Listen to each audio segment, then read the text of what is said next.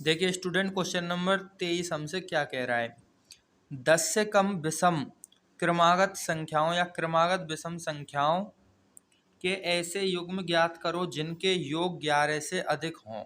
ठीक है, यानी कि हमको 10 से छोटी छोटी विषम संख्याएं लेनी है और उनके युग्म बनाने हैं हमको, ताकि उन युग्म में जो दो नंबर आएंगे उनको जोड़ने पे जो योग है ना वो 11 से अधिक होना चाहिए। ठीक है, अब इसको अगर नॉर्मल वे में आप करोगे तो सबसे पहले विषम संख्याओं को लिख लो 1 से लेकर के 9 तक, 1 3 5 7 9। ठीक है, उसके बाद ऐसे जोड़ के देखो लगातार वालों को, जैसे 1 और 3 को जोड़ो, 3 और 5 को जोड़ो, 5 और 7 को जोड़ो, 7 और 9 को जोड़ो, जिनका योग 11 से अधिक आ रहा है वो इसके आंसर हो जाएंगे। ठीक है, तो ये तो हो गया नॉर्मल तरीका। अब हम जो एक्सरसाइज पढ़ रहे हैं ना उसके हिसाब से देखो इसको कैसे करेंगे। ठीक है, देखो सबसे पहले दो क्रमागत विषम संख्याएं ज्ञात करनी है ना, तो विषम संख्याओं को हम यहाँ पे मान लेते हैं। तो विषम संख्याओं को लिखने का तरीका होता है 2n+1। ठीक है, 2n+1, 2n का मतलब होता है सम संख्या। कोई नंबर लिया हमने n, ठीक है, n बिलोंग्स टू z, कोई भी नंबर लिया, अगर हम उसका दोगुना कर देंगे तो दोगुना करने पे वो सम बन जाएगा, यानी कि एक सम संख्या हो गई। ठीक है, किसी भी चीज का दोगुना एक सम संख्या होती है, तो एक सम संख्या हो गई। उसके बाद उस सम संख्या में अगर हम एक जोड़ देंगे तो वो विषम संख्या हो जाएगी, यानी कि 2n+1 क्या है, एक विषम संख्या है। ठीक है, आप 2n-1 भी ले सकते हैं, वो भी एक विषम संख्या होती है। सम संख्या है ये 2n, और उसमें एक जोड़ दो या घटा दो, हमारे पास विषम संख्या आ जाएगी। यानी कि मान लीजिए पहली जो विषम संख्या है ना वो हमारे पास है यहाँ पे 2n+1। ठीक है, ये है विषम संख्या पहली। दूसरी विषम संख्या क्या आएगी, 2n+2 और 2n+3, यानी कि कोई एक नंबर ले लिया हमने, मान के चलो एक, कोई नंबर ले लिया एक। ठीक है, अब उसके बाद आएगा 2 और उसके बाद आएगा 3, यानी कि 2n+3 जो है वो अगली विषम संख्या होगी। इससे पहली वाली विषम संख्या होगी 2n-1। ठीक है, तो ये दो विषम संख्या ले ली हमने क्रमागत। ठीक है, अब इनका युग्म बना लिया हमने, ये बन गया युग्म। अब हमको कह रहा है वो कि इनके योग जो हैं वो क्या होने चाहिए, 11 से अधिक होने चाहिए। तो इनके योग क्या है, हम 11 से अधिक कर देते हैं। तो सबसे पहले तो इनको जोड़ लो, तो जोड़ेंगे तो इनका योग जो है वो क्या होना चाहिए, 11 से अधिक होना चाहिए। ठीक है, तो इनको जोड़ेंगे तो देखो 2n और 2n हो गए 4n, और 1 और 3 हो गए 4, यानी कि 4n+4 इज ग्रेटर देन 11। ये आ गया हमारे पास, यहाँ पे 4 को इधर भेज दो, यानी कि आ गया 4n इज ग्रेटर देन 11 में से 4 जाएंगे तो 7 बच गया, यानी कि आ गया हमारे पास n इज ग्रेटर देन 7/4। इसको दे दो समीकरण नंबर 1 या फिर समीकरण नंबर 1। ठीक है, यानी कि जो n है ना उसकी वैल्यू 7/4 से क्या होनी चाहिए, ज्यादा ही होनी चाहिए। ठीक है, और यहाँ पे हमेशा ध्यान रखना, मैंने पहले ही बताया कि n बिलोंग्स टू z होता है, यानी कि n एक पूर्णांक संख्या होती है, प्लस की भी और माइनस की भी। ठीक है, तो यहाँ पे n जो है वो 7/4 से क्या होना चाहिए, बड़ा होना चाहिए। ठीक है, अब यहाँ पे देखो साथ ही साथ वो क्या कह रहा है कि विषम क्रमागत संख्या है ना वो 10 से कम होनी चाहिए, यानी 10 से छोटी संख्या होनी चाहिए। यानी कि हमने जो ये दो संख्या मानी है ना ये 10 से छोटी होनी चाहिए, यानी कि पहली जो संख्या है ना 2n+1 वो भी 10 से छोटी है, और जो दूसरी संख्या है 2n+3 वो भी क्या है, 10 से छोटी है, यानी ये भी 10 से छोटी, ये भी 10 से छोटी।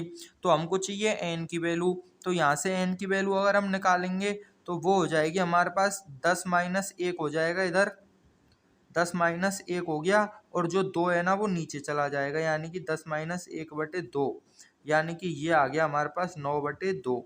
ऐसे ही सेम इधर करेंगे हम, तो n की वैल्यू आ जाएगी 10-3/2, यानी कि 7/2, यानी कि n की वैल्यू आ गई हमारे पास यहाँ पे n इज लेस देन 9/2, इधर आ गई n इज लेस देन 7/2। ये हो गया ए समीकरण नंबर 2, और ये हो गया ए समीकरण नंबर 3।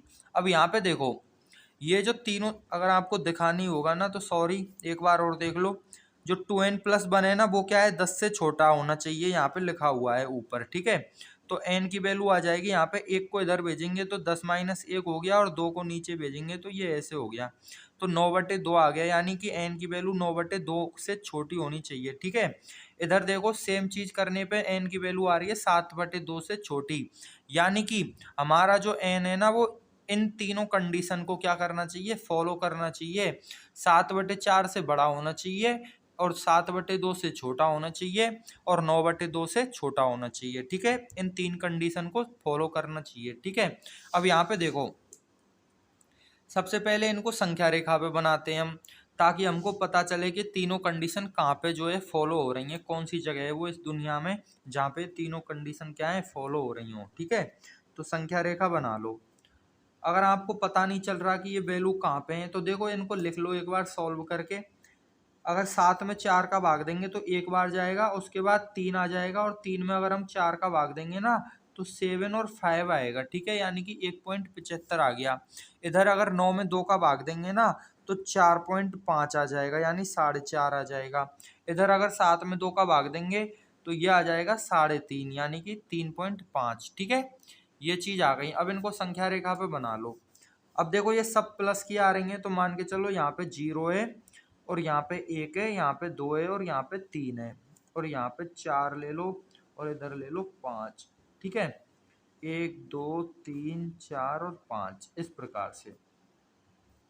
अब यहाँ पे देखो 1.75 से बड़ी संख्या कहाँ पे है। ठीक है, तो ये 1 रहा और यहाँ पे 1.75 है और इससे बड़ी संख्या लेनी है हमको और 1.75 को शामिल नहीं करना, तो इधर आ जाएगा इस प्रकार से। ठीक है, उसके बाद वो क्या कह रहा है कि n जो है ना वो 4.5 से क्या होना चाहिए, छोटा होना चाहिए, यानी 4.5 से छोटा होना चाहिए।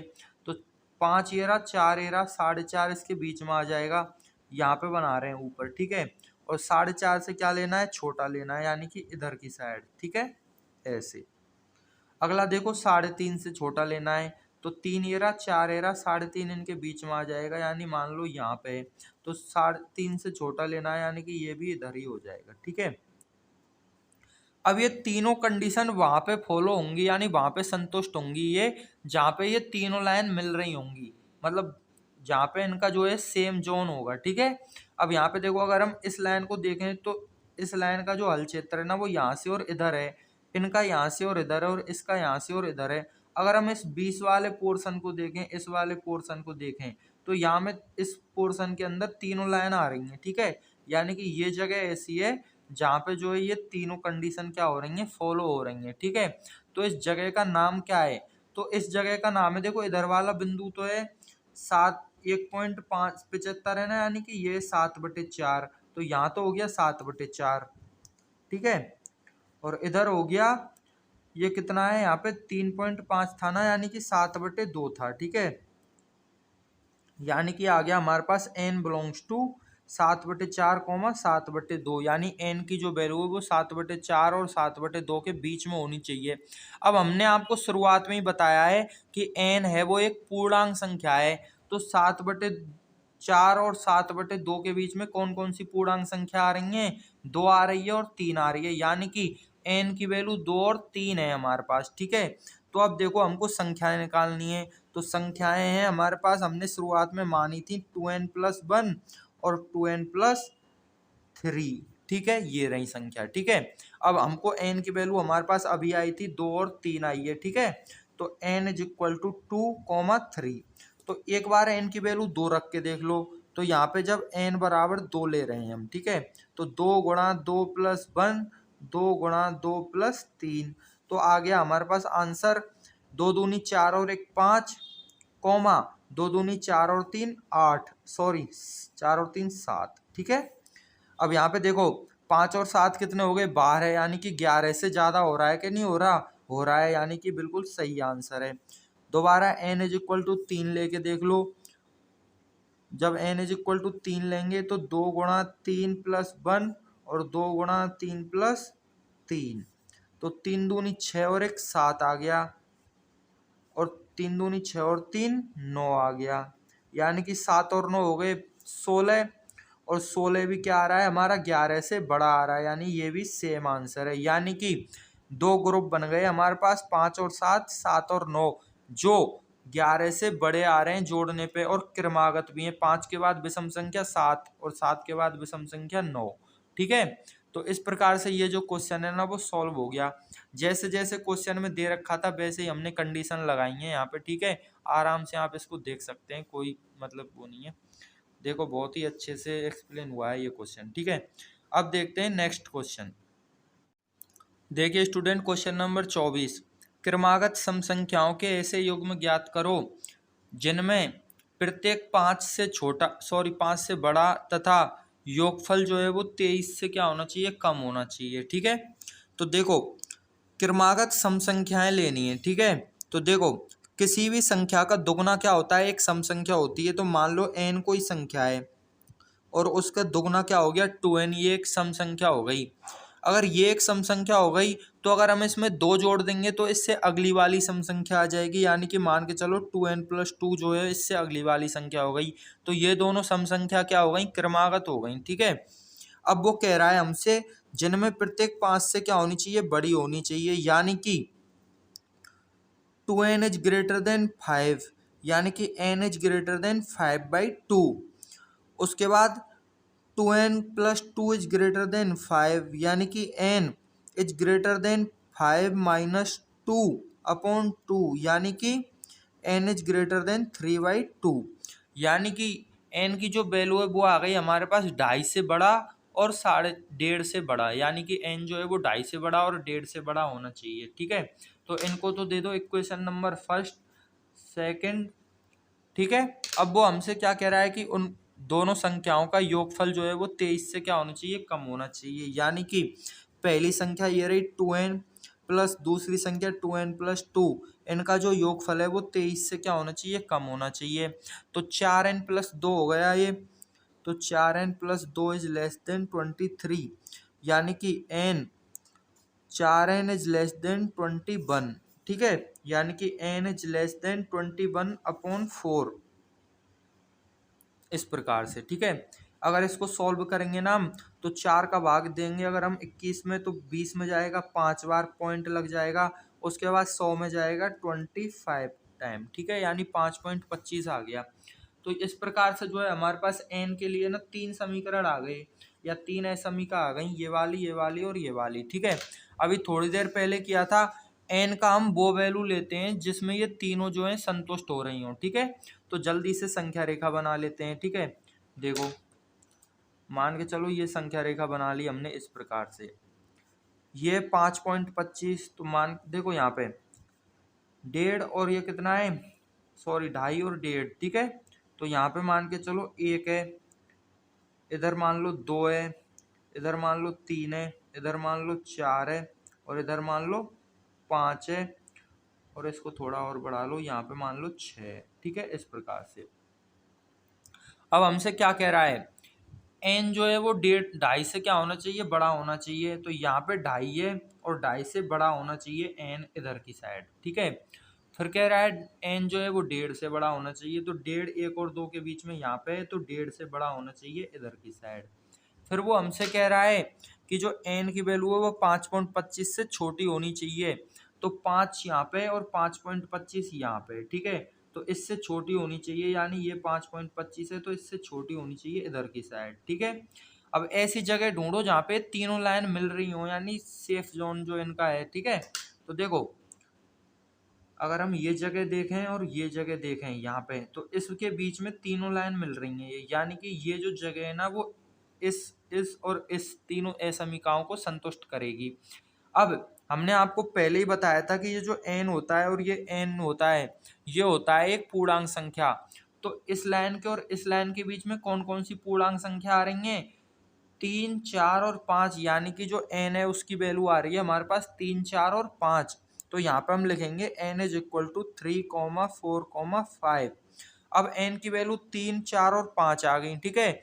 तो अब हम यहाँ से संख्याएं निकाल सकते हैं, सम संख्याएं 2n और 2n+2। तो देखो सम संख्याओं की वैल्यू निकालते हैं। पहली सम संख्या है 2n और दूसरी सम संख्या है 2n+2। तो जब देखो n की वैल्यू अगर हम इसमें 3 रखेंगे तो 3 दूनी 6 हो जाएगा, यानी कि 2 गुणा 3 इज इक्वल टू 6। यहाँ पे रखेंगे तो 2 गुणा 3 + 2 इज इक्वल टू 6 और 2 8। इधर देखो 4 रखो n की वैल्यू, तो 2 गुणा 4 इज इक्वल टू 8, और 8 और 2 कितने हो गए 10, यानी इधर आ जाएगा 10। 2 × 4 + 2, अब अगर रखेंगे यहाँ पे 5 तो 2 × 5 = 10 और 10 और 2 हो गए 12 यानी कि 2 × 5 + 2। तो ये आ गया हमारे पास, यानी कि n की वैल्यू निकाली हमने 3, 4 और 5, तो ये आ गई 2n और 2n+2। सॉरी 3, 4, 5 आ गई n की वैल्यू। जो सम संख्या थी 2n और 2n+2 उसके अंदर हमने n की वैल्यू रख दी हमने, तो आ गया आंसर 6 और 8, 8 और 10 और 10 और 12। यानी कि ये संख्याएं ऐसी हैं 6 और 8, 8 और 10 और 10 और 12। ये संख्याएं ऐसी हैं अगर इनको जोड़ेंगे हम तो 23 से कम आंसर आएगा। और ये जो सभी संख्याएं ना ये 5 से क्या है, बड़ी हैं, सम संख्याएं और क्रमागत हैं। तो ये जो युग्म आ रहे हैं ना ये इस क्वेश्चन की सारी कंडीशन को फॉलो कर रहे हैं। तो यही क्या है, इसका आंसर है, ये तीनों आंसर हैं। ठीक है, तो मिलते हैं नेक्स्ट वीडियो में स्टूडेंट्स। इसको जल्दी जल्दी इसलिए समझाया क्योंकि ऊपर वाला भी सेम क्वेश्चन है, आप उसको देख सकते हैं 23वें क्वेश्चन को। ठीक है, तो मिलते हैं नेक्स्ट वीडियो में, तब तक के लिए पढ़ते रहो, बढ़ते रहो।